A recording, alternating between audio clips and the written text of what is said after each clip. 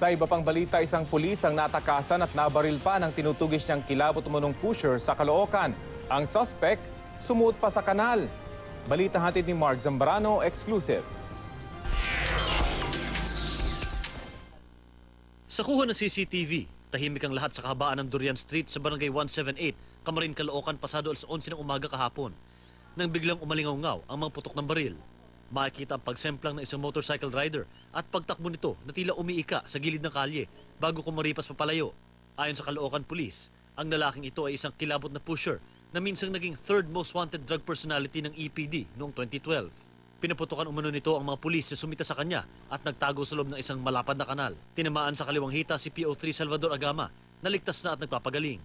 Isa sa pumasok doon, yung certain, kung tawagin nila alias Batman, Palo or Batman, bali kasamahan ito nung mga grupong na-encounter din namin last month, na within grupo din to ng mga pusher, mga gun for hire, yung Momon Santos group.